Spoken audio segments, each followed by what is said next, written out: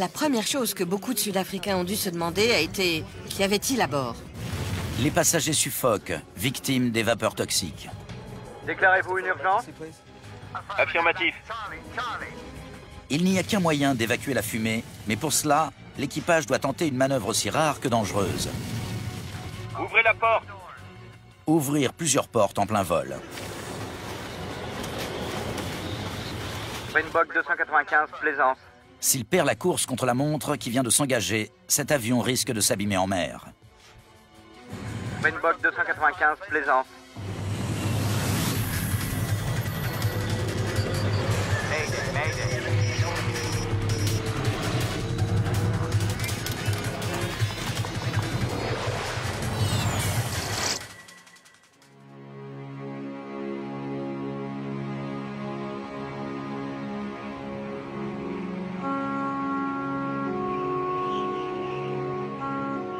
Le 27 novembre 1987, un Boeing 747 de la compagnie South African Airways, parti de Taïwan, rentre en Afrique du Sud. Tout va bien? Oui, commandant. Vous êtes prêt? Oui, merci. Après 9 heures de vol, l'avion est au-dessus de l'océan Indien. Et l'équipage principal reprend sa place pour laisser l'équipage de relève se reposer. Ces hommes préparent l'arrêt prévu sur l'île Maurice. Valérie Luttering vient de prendre ses premières vacances à l'étranger en rejoignant son mari Corey, qui voyage pour raisons professionnelles. Mon père était en voyage d'affaires et ma mère l'avait rejoint pour les vacances.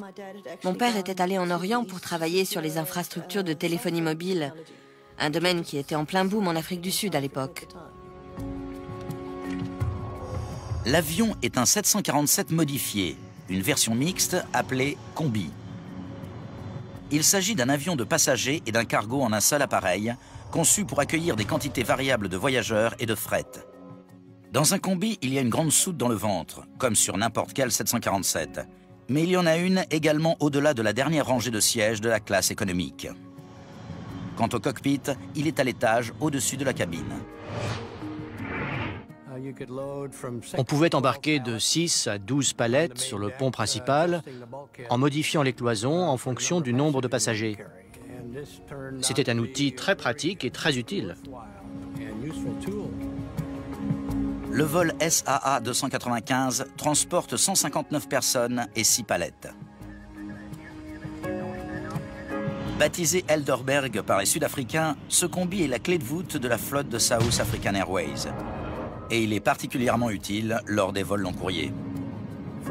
Pour South African Airways, à l'époque de l'apartheid, un avion comme le combi était très utile, car il fallait contourner l'Afrique en passant au-dessus de l'Atlantique.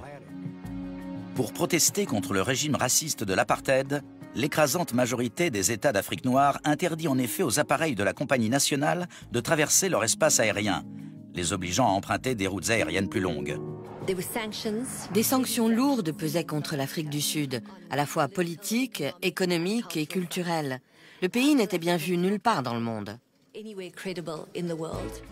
À bord du vol 295, à moins d'une heure de l'arrivée à l'île Maurice, l'alarme incendie retentit dans le poste de pilotage. Elle est reliée au compartiment soute du pont principal, situé juste derrière les passagers. Lorsqu'un des membres d'équipage y entre, le feu fait déjà rage.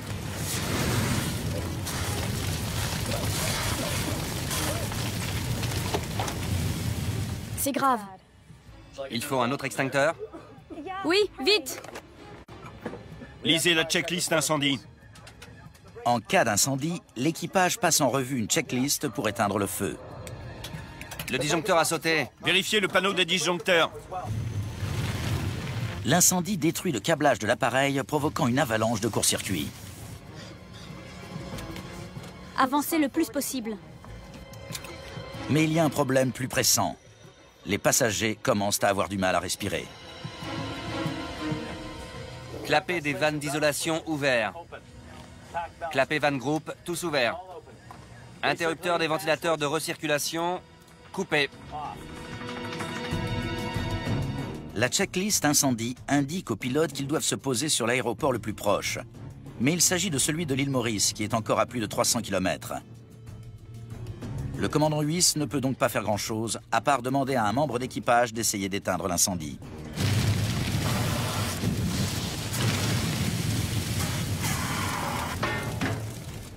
Un autre extincteur. Le commandant Huys entame une descente d'urgence. Il contacte ensuite l'aéroport de l'île Maurice, qui entretient de bonnes relations avec l'Afrique du Sud. Il est à peine 4 heures du matin lorsque le contrôleur aérien reçoit la transmission radio. Maurice, Springbok 295. Springbok 295, Maurice, bonjour. Bonjour, nous avons un problème de fumée et nous entamons une descente d'urgence. Niveau de vol 1.5, non 1.40. Vous descendez au 140, confirmé? Oui, nous avons déjà commencé à descendre suite à ce problème de fumée. Déclarez-vous une urgence. Affirmatif. Le commandant Huys semble calme, mais il doit trouver un moyen d'évacuer la fumée. Quel que soit le produit qui brûle en soute, il dégage une fumée épaisse et nocive qui se répand en cabine. Et elle pourrait être mortelle pour les passagers. Position, s'il vous plaît. Répétez. Votre position. Un grand nombre d'instruments tombent en panne. Nous avons perdu une partie de l'alimentation et nous n'avons plus de données concernant l'avion. Le commandant ne sait pas vraiment où il est. L'aéroport se prépare pour un atterrissage d'urgence, pendant que l'équipage suit les instructions d'une autre checklist pour ventiler la fumée. Interrupteur ventilateur supplémentaire coupé. Interrupteur ventilateur de recirculation. Branché. Fumée? Attendez, je vais me renseigner. Les nouvelles de la cabine ne sont pas bonnes. La fumée est de plus en plus épaisse. Ça empire. C'est irrespirable ici. L'avion arrivant à une altitude de 4500 mètres, la checklist demande au commandant d'exécuter une manœuvre d'urgence que très peu de pilotes ont jamais eu à accomplir. Il faut ouvrir la porte. Je répète, ouvrez la porte. Ouvrir la porte en vol est le seul moyen de se débarrasser du nuage de fumée qui risque d'étouffer les passagers avant l'atterrissage.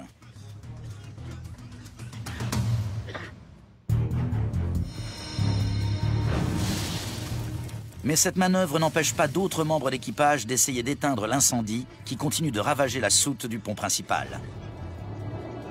Passons du niveau de vol 1.50 au 1.40. Du 150 au 140. Le commandant Huys se prépare à tenter cette manœuvre rarissime. À 4200 mètres d'altitude, les passagers peuvent respirer l'air extérieur. La différence de pression entre ce dernier et l'air en cabine suffira à évacuer la fumée rapidement et sans danger. Mais le commandant doit encore réduire sa vitesse air à 200 nœuds, soit 370 km/h. Car si l'avion vole au-delà de cette limite, l'équipage ne réussira pas à ouvrir les portes. Ici le commandant Huys. Nous allons ouvrir 2 portes pour évacuer la fumée de la cabine. Ne paniquez pas, vous pourrez bien mieux respirer après. On ouvre la porte et on fait un grand courant d'air.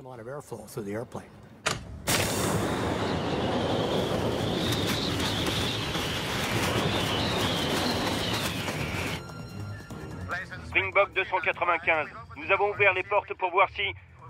Ça devrait aller. Regardez! Fermez cette foutue porte. Joe, fais vite et bouche le trou de ton côté. La fumée commence à s'insinuer dans le poste de pilotage où il n'y a aucune porte à ouvrir pour ventiler. Température 22 degrés, 2,2. QNH 1018 hectopascal, 1018. Le contrôleur aérien transmet au commandant les renseignements nécessaires pour l'atterrissage d'urgence. Reçu 1018. Exact. Les 2 pistes sont disponibles. 295, quelles sont les intentions du pilote? Nous aimerions prendre la 13. Piste 13, confirmé? Affirmatif. Autorisation accordée à votre initiative. Appelez une fois. Fois au niveau de vol 050. Compris. Le commandant Huys espère rallier l'île Maurice qui se trouve encore à 260 km. Et l'appareil continue de voler tant bien que mal. 295 Plaisance. Mais à 4h08, l'appel du contrôleur aérien reste sans réponse. Springbok 295 Plaisance. Springbok 295 Plaisance. En l'absence de tout contact avec le vol 295 pendant 36 minutes, le contrôle aérien de l'île Maurice lance la procédure d'urgence. L'alerte est transmise aux équipes de recherche et au secours. Plusieurs appareils décollent de l'île pour sonder les eaux noires en quête de l'avion disparu, mais ils ne trouvent rien. À l'aéroport de Johannesburg, la compagnie South African Airways signale le retard du vol 295. On devait partir pour nos vacances annuelles et on était surexcités. On devait récupérer mes parents à l'aéroport et partir pour 3 semaines. L'écart entre les émotions qu'on a ressenties a été inimaginable. On était impatients et surexcités de les voir arriver et on a été totalement effondrés par la nouvelle de la disparition de l'avion. Dans l'après-midi du lendemain, des avions de reconnaissance repèrent les premiers débris à la surface de l'océan.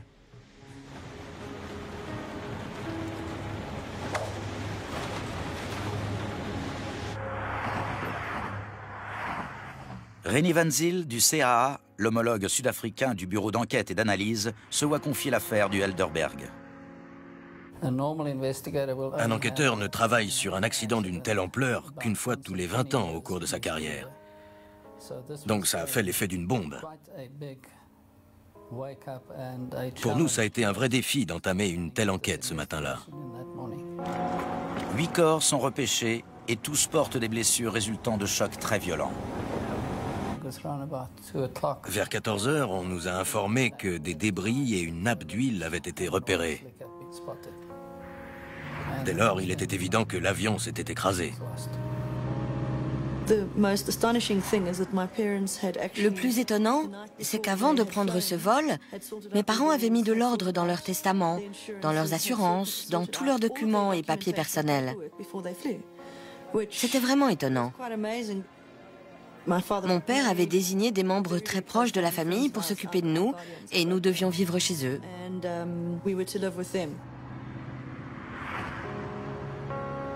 Tout le pays s'interroge bientôt sur la cause du drame.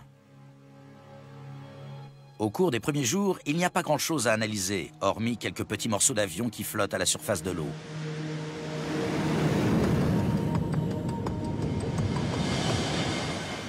C'est dans l'un d'eux que l'équipe de Reni Van Zyl découvre 3 montres bracelets. Elles fournissent l'heure approximative de l'accident. Ces montres se trouvaient en fait dans des bagages. En les examinant, nous avons découvert que l'une d'elles s'était arrêtée et que les 2 autres marchaient encore.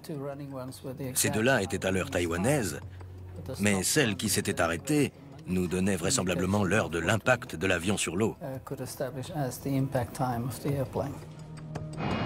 L'avion s'est abîmé en mer seulement 3 minutes après le dernier échange radio.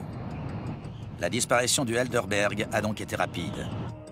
Pour la presse et l'opinion publique, cette découverte renforce l'idée selon laquelle des individus mal intentionnés se cachent derrière le drame. Dans les années qui ont précédé l'accident, des bureaux de la compagnie ont été vandalisés à plusieurs reprises dans le monde entier. À l'époque, South African Airways appartenait à l'État. Il en était le propriétaire. C'était la compagnie nationale, mais on considérait vraiment qu'elle faisait partie du gouvernement sud-africain. Donc, une des théories avancées pour expliquer ce drame a été celle d'une bombe à bord de l'appareil. L'avion de la SAA aurait été la cible de terroristes qui voulaient nuire à l'Afrique du Sud. Les experts examinent les rares morceaux de débris à leur disposition en quête des traces d'une explosion. Des impacts, des traces de piquetage ou de projection. Ces dernières sont provoquées par les fragments chauffés à blanc d'un explosif qui frappent et font fondre les alliages légers de la structure de l'avion. Mais les enquêteurs ne trouvent aucun signe d'explosion. Et lors de l'étude des bandes du contrôle aérien, Reni Van Zyl conclut que l'équipage faisait face normalement à l'urgence. Springbok 295, nous avons ouvert les portes pour voir si... ça devrait aller. Il y a eu des rumeurs parlant d'une bombe atomique, mais ça n'aurait pas mis le feu à l'avion, ça l'aurait fait exploser. Or, ça n'est pas ce qui était arrivé. Cet appareil a volé pendant 22 minutes dans des conditions sortantes de l'ordinaire, et ça n'est pas une explosion qui a conduit à sa destruction. N'ayant toujours que des débris de petite taille à analyser, les enquêteurs sont dans l'impasse. Ils ignorent tout de la cause de l'incendie et de son rôle dans la destruction de l'avion. Ce qu'il y avait de plus évident à faire, c'était de récupérer l'enregistreur phonique, l'enregistreur de paramètres et autant de débris que possible afin de déterminer ce qui s'était réellement passé. Le problème, c'est qu'on ne sait même pas où chercher l'épave. Elle est peut-être assez loin des débris retrouvés en surface et personne ne sait exactement où l'avion s'est abîmé en mer. René Van Zyl se tourne alors vers les États-Unis. Une entreprise de renflouage est contactée pour localiser l'épave et les boîtes noires. Mais le temps presse. Les enregistreurs sont équipés de balises acoustiques subaquatiques dont la batterie n'a qu'une autonomie limitée. Un des éléments importants, c'était que la balise des enregistreurs avait commencé à émettre, mais qu'elle ne le ferait que pendant 30 jours. Si on n'arrivait pas à repêcher les boîtes noires dans ce délai, il y avait de grandes chances pour qu'on ne puisse plus les détecter.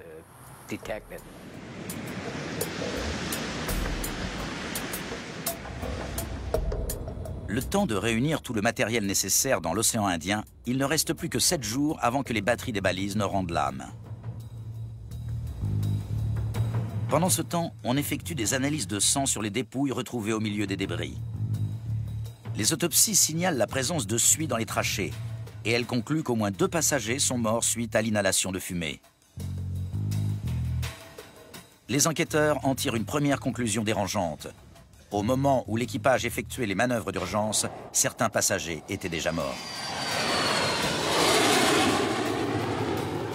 Pendant que la recherche des boîtes noires se poursuit, les enquêteurs continuent d'examiner les débris repêchés en surface. Parmi les centaines d'objets retrouvés, une raquette de tennis en graphite partiellement fondue apporte un indice sur l'incendie. Le graphite ne brûle qu'à une température de plus de 600 degrés. Les enquêteurs peuvent donc en déduire que l'incendie à bord était extrêmement chaud. Cette découverte pourrait expliquer pourquoi un extincteur encore plein, situé normalement à l'avant de l'avion, est repêché à son tour. Les enquêteurs découvrent qu'un morceau de filet provenant de la partie cargo a fondu sur l'extincteur. Ils ont conclu qu'il se trouvait en cabine, à côté des passagers, et qu'un membre d'équipage l'a emporté jusque dans la partie réservée à la cargaison.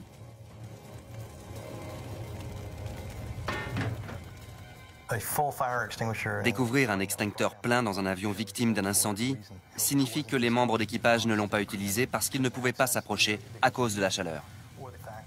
Et la présence de métal fondu sur cet extincteur en est une preuve supplémentaire.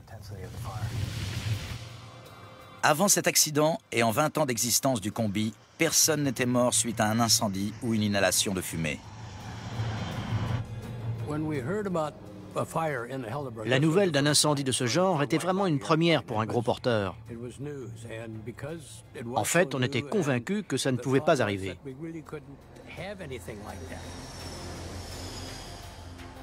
Qu'est-ce qui a bien pu provoquer un tel incendie? S'agissait-il d'un problème de câblage ou faut-il incriminer le fret? Au départ, l'enquête s'est bien sûr concentrée sur la nature des produits transportés. À l'évidence, le feu s'était déclaré dans le compartiment soute du pont principal. Il était donc logique de s'intéresser à la cargaison mentionnée sur les lettres de transport. Les enquêteurs découvrent qu'il y avait 6 palettes à bord du vol 295. À l'aide des lettres de transport aérien, l'équipe de René Van Zyl constate que 47 tonnes de bagages et de cargaison se trouvaient officiellement à bord. Les enquêteurs découvrent également qu'avant le décollage, un agent de la douane taïwanaise a effectué une inspection aléatoire d'une partie de la cargaison et qu'il n'a rien trouvé de suspect.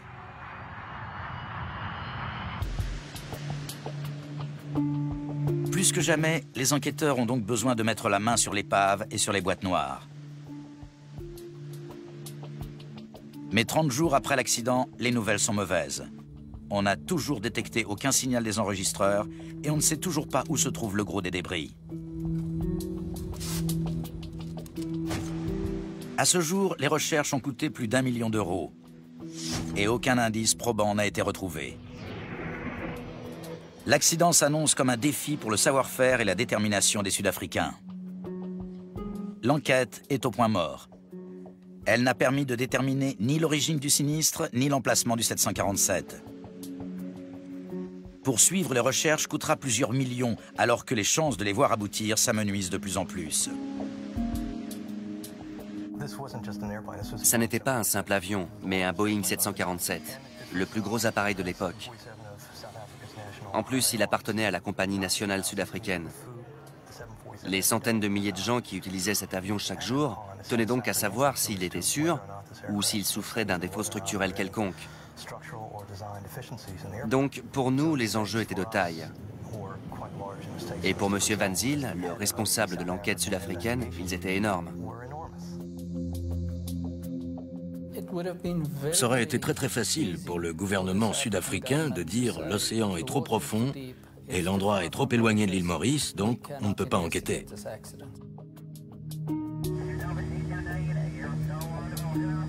Dans les profondeurs de l'océan Indien, l'épave du vol 295 reste introuvable. Et un homme doit décider s'il faut oui ou non dépenser une fortune pour la retrouver.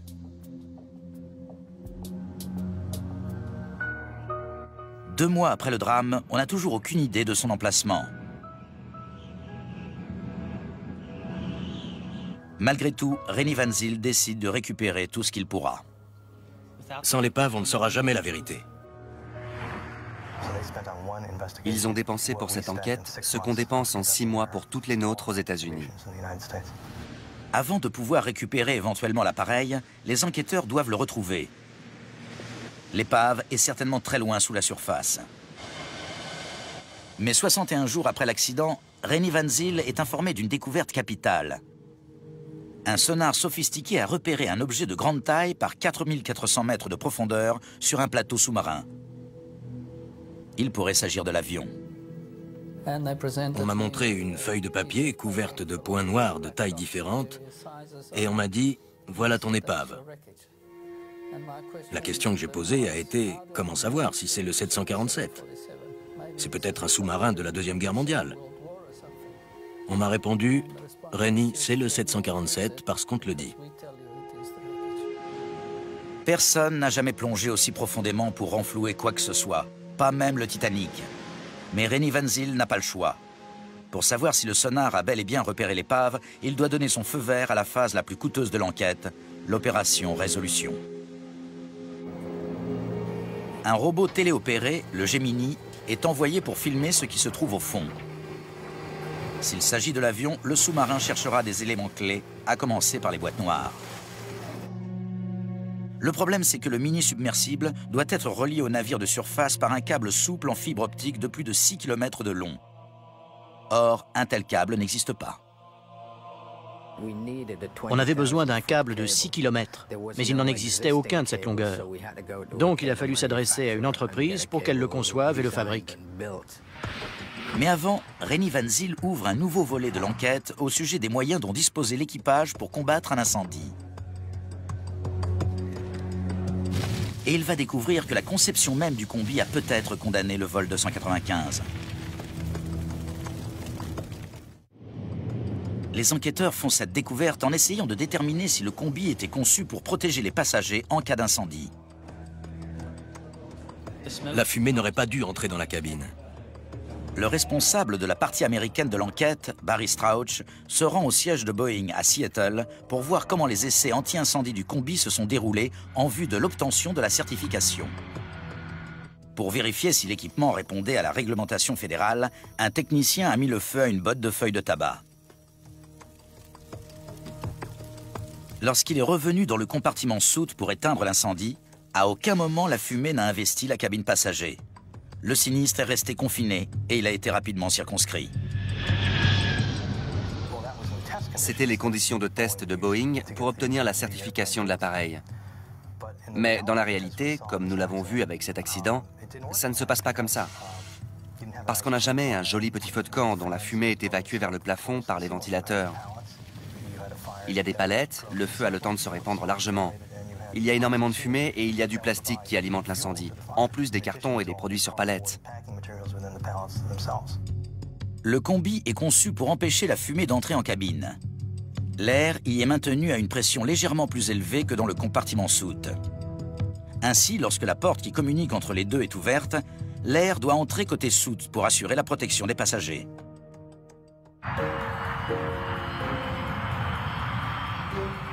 Les enquêteurs procèdent alors à leurs propres essais. Ils mettent le feu à une palette de denrées entassées les unes sur les autres pour reproduire des conditions identiques à celles du vol 295. Le brasier est plus important et sa température est plus élevée. Et ces flammes nettement plus chaudes ont un effet spectaculaire sur l'air du compartiment soute. Lorsqu'on ouvre la porte, la fumée pénètre dans le compartiment passager. Boeing avait utilisé des bottes de feuilles de tabac. Mais l'incendie à bord du Helderberg a été très différent. Il a dégagé une fumée bien plus importante que lors des essais effectués par l'avionneur. La chaleur s'est accrue dans la soute. Elle y a fait monter la pression et elle a inversé le différentiel de pression qui existait entre le compartiment soute et la zone passager. Sans ce différentiel, rien ne retenait plus la fumée côté soute. La cabine s'est donc remplie d'une fumée qui contenait du monoxyde et du dioxyde de carbone. Et les enquêteurs découvrent quelque chose d'encore plus pernicieux. Quand le compartiment passager se remplit de fumée, la checklist ordonne à l'équipage d'allumer les ventilateurs de recirculation dans le but de dissiper la fumée en cabine une fois l'incendie en soute maîtrisé. Interrupteur ventilateur de recirculation, branché. Dans ce cas précis, ce geste a peut-être été fatal aux passagers. Les ventilateurs aspirent l'air en haut des compartiments cabine et soute pour le ventiler ensuite en direction des passagers. Le taux de monoxyde de carbone était extrêmement élevé. En fait, il atteignait un niveau mortel. Un des corps qui se trouvait dans un fauteuil situé juste en dessous de la sortie du ventilateur de recirculation présentait une concentration de 66% de ce gaz. C'est la plus haute qu'on a trouvée.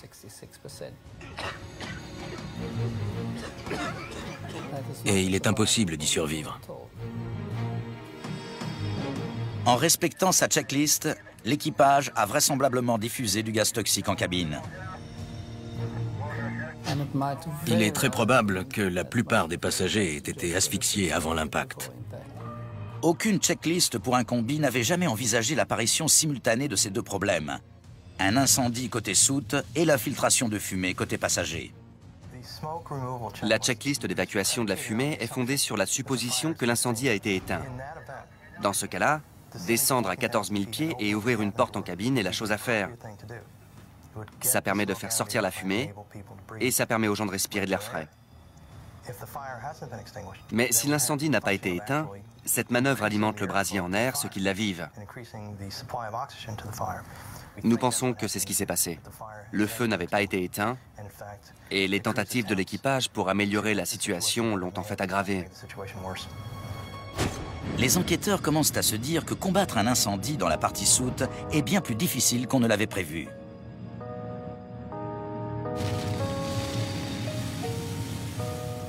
Si une des palettes prenait feu, il y avait de grandes chances pour qu'au moment où l'équipage en serait averti, il ne soit déjà trop tard. La cabine se remplit de fumée.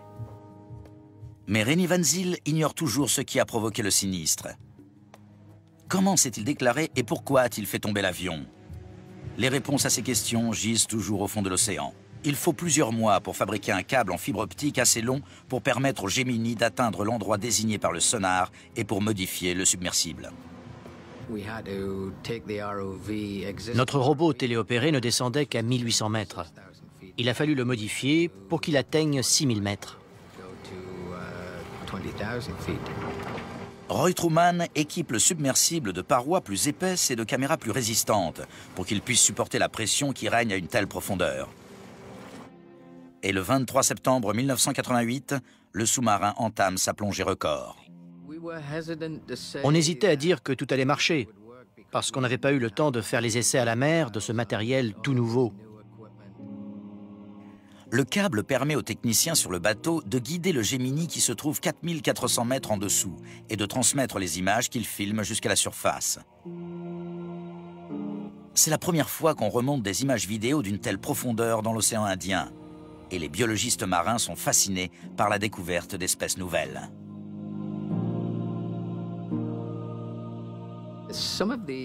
Certaines des bestioles que nous avons découvertes au fond étaient vraiment sidérantes. Puis, un an jour pour jour après sa disparition, le 747 est découvert. De 4400 mètres de profondeur, le sous-marin envoie des images de ce qui ne peut qu'être l'épave du vol 295. Il y avait des tas de bagages disséminés sur le fond, des éléments immenses, comme les ailes et la queue, des tronçons gigantesques de la cabine éventrée. On voyait les nervures, le câblage, les canalisations hydrauliques. C'était incroyable de voir tout ce qui avait servi à fabriquer cet appareil répandu sur une zone d'une douzaine de kilomètres carrés. Incroyable. Le pari financier de René Van Zyl commence à payer. Avoir vu l'épave du 747 est un succès à mettre à son actif et à celui de son équipe. Mais à elle seule, cette réussite ne suffit pas. Un an après le drame, l'enquêteur en chef attend toujours un événement improbable, la découverte des enregistreurs. Un des principaux objectifs de l'opération Résolution était la récupération de l'enregistreur phonique. Nous voulions vraiment savoir si le PNC avait signalé une explosion au commandant et ce qui se passait à l'arrière. Il y a des centaines d'heures de films à analyser. C'est une tâche exténuante. Imaginez que vous êtes sur un terrain de football avec une lampe torche qui n'éclaire qu'un dixième de mètre carré et qu'en pleine nuit, vous cherchez la boucle d'oreille qu'un des joueurs a perdue pendant un match. Ça ressemble à ce qu'on a fait au fond de la mer. Puis, un matin à 9 h, un détail attire l'attention d'un technicien. Rembobine un peu. Il s'agit de la boîte noire tant recherchée. C'est ça. Elle est là. Mon Dieu, on l'a trouvée. On l'a trouvée. Ça a été un moment très gratifiant. Nous avions trouvé la boîte que nous cherchions et nous allions la récupérer. Il faut 5 heures au Gemini pour remonter l'enregistreur.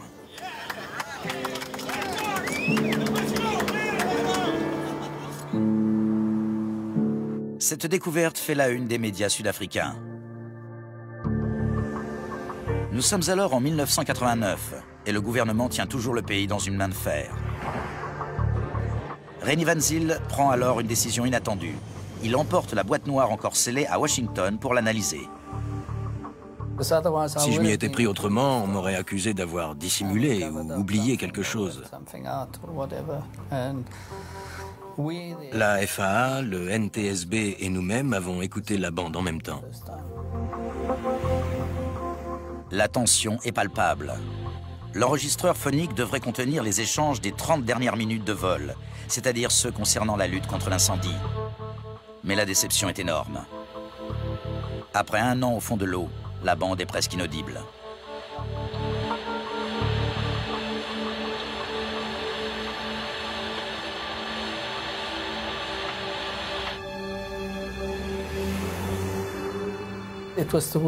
Ça a été le pire moment de ma vie. J'étais assis dans une salle du NTSB, je regardais la pendule et il n'y avait aucune mention du moindre problème sur la bande. Je regardais le compteur et à 25 minutes, je n'en pouvais vraiment plus.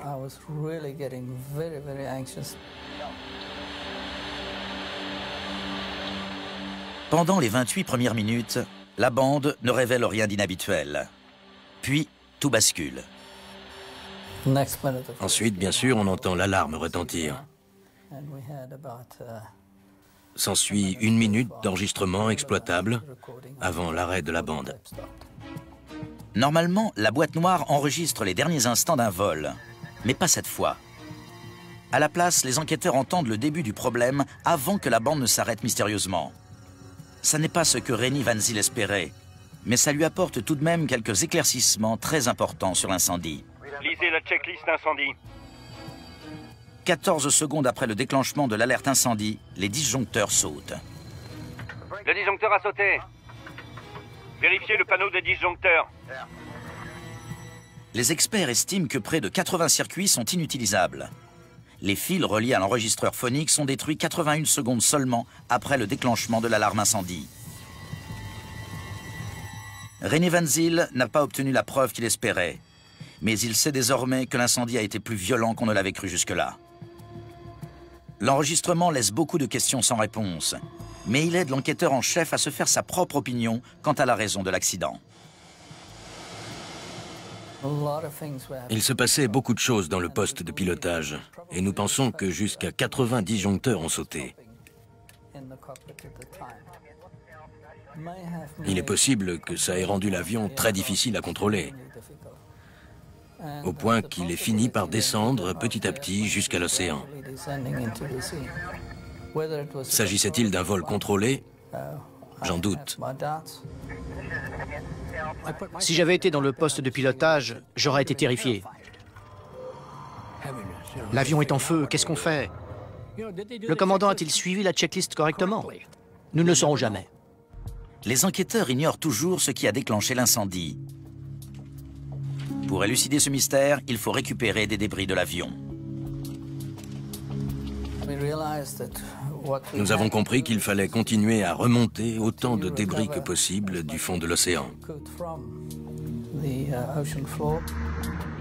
L'enquêteur s'intéresse plus particulièrement à certains éléments du compartiment soute.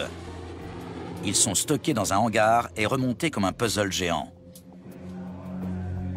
Il compte reconstruire le compartiment soute là où le sinistre s'est sans doute déclaré. Première découverte, le sol n'a pas brûlé. Nous savons que les flammes ne sont pas descendues à moins d'1 mètre du sol. En revanche, les parois et le plafond de l'avant du compartiment soute ont été calcinés. Puis, Rennie Van Zyl fait une découverte étonnante. Le feu a pris dans la palette installée devant et à droite.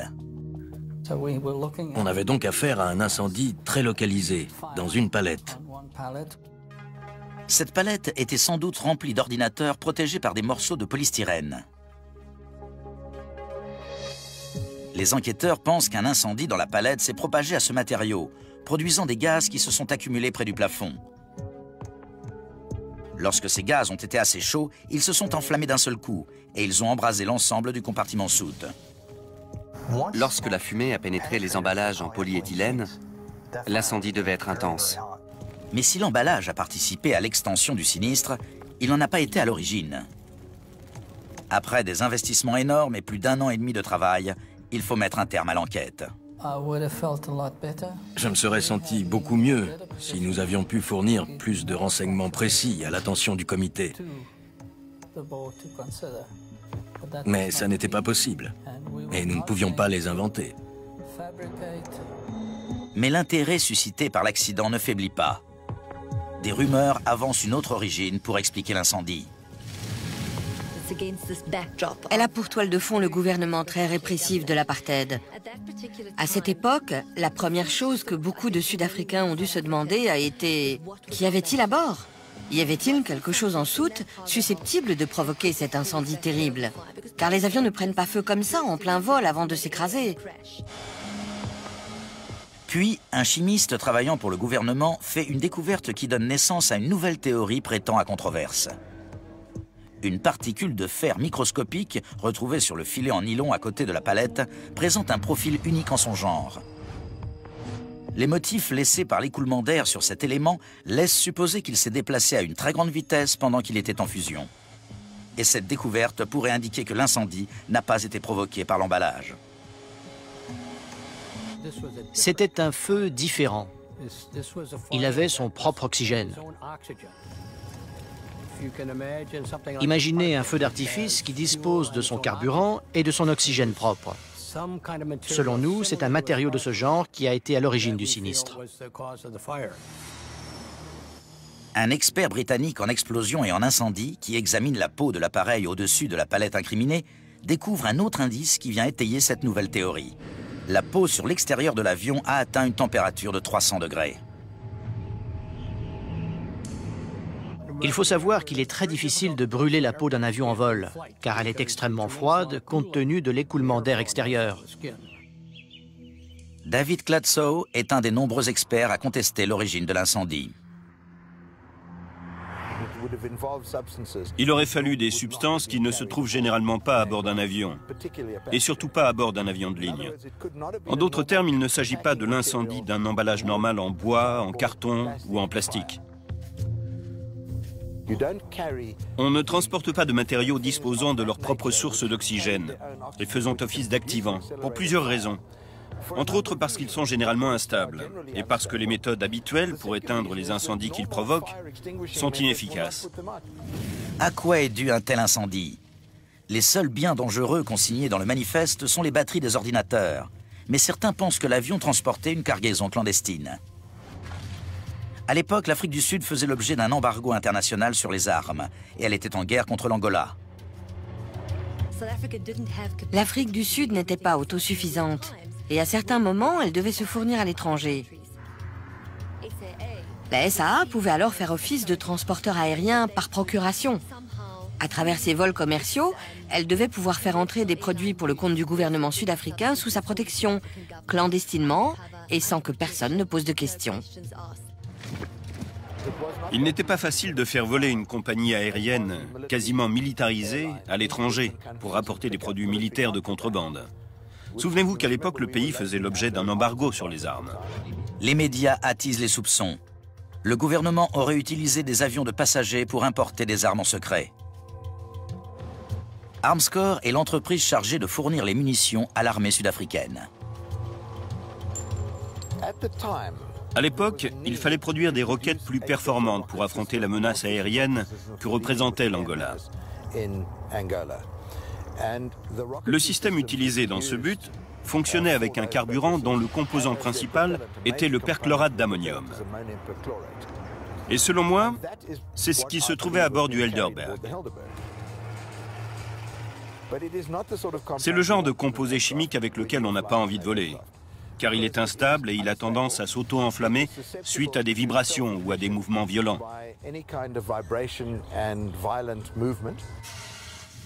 L'enquête officielle sur l'accident ne conclut pas que l'avion transportait clandestinement des armes, mais la rumeur a la vie dure. Plus de 10 ans après le drame, elle impose à un gouvernement sud-africain bien différent de rouvrir l'enquête.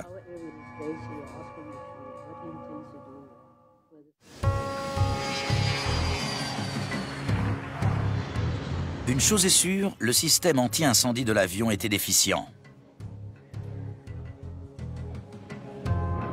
South African Airways cesse donc d'utiliser le combi aux grandes dames des autorités américaines.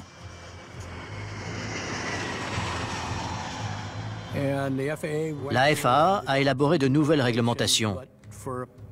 Mais compte tenu du poids qu'elles allaient ajouter, elles n'étaient pas viables sur le plan économique. C'est pourquoi, après l'accident, on a cessé d'utiliser des combis.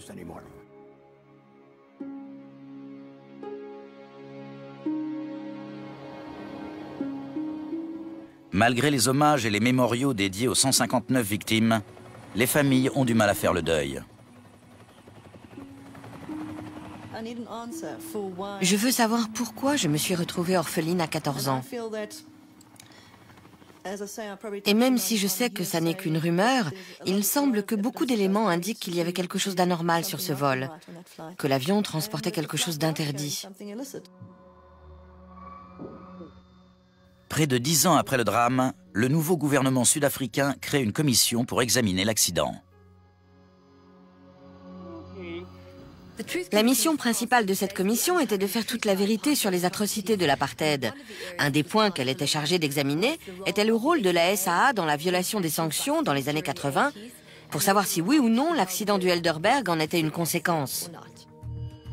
Mais en 1998, la commission Vérité et Réconciliation arrive à une conclusion qui prête à controverse, à savoir que rien de ce qui était recensé dans le manifeste ne pouvait provoquer un incendie. La commission a conclu qu'il y avait quelque chose de fâcheux dans ce qui s'était passé. La commission Vérité et Réconciliation a mis en lumière l'improbabilité de la version des faits présentée par le gouvernement. Si rien de ce qui figurait dans l'inventaire n'est à l'origine du sinistre, de quel produit s'agissait-il?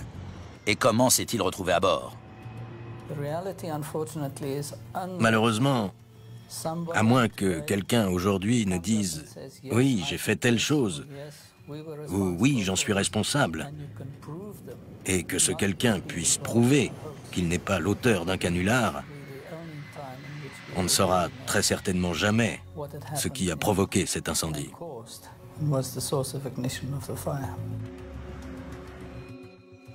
Dans son rapport final, la commission explique que les services du procureur général continuent d'enquêter sur l'accident. Mais curieusement, ça n'est pas le cas. Le gouvernement de l'ANC n'a pas creusé la question et on est bien obligé de se demander pourquoi. Je crois que la réponse rejoint ce que beaucoup de gens pensent, à savoir que ça coûterait trop cher. Le gouvernement ne s'y intéresse pas car ce serait un désastre financier pour la compagnie. René Van Zyl a consacré plusieurs années de sa vie à essayer d'élucider ce mystère. Le fait qu'il n'ait pas réussi à déterminer l'origine du sinistre ne l'empêche pas de voir les côtés positifs de son travail. En tant qu'équipe, nous avons fait de notre mieux dans des conditions et des circonstances extrêmement difficiles. Nous avons réussi quelque chose qui n'avait jamais été accompli.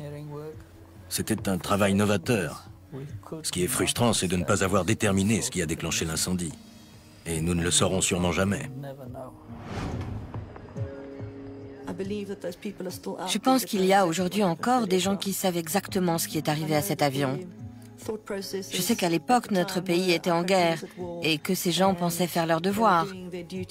Mais ils devraient faire preuve d'humanité à l'égard des familles et leur dire ce qu'ils savent.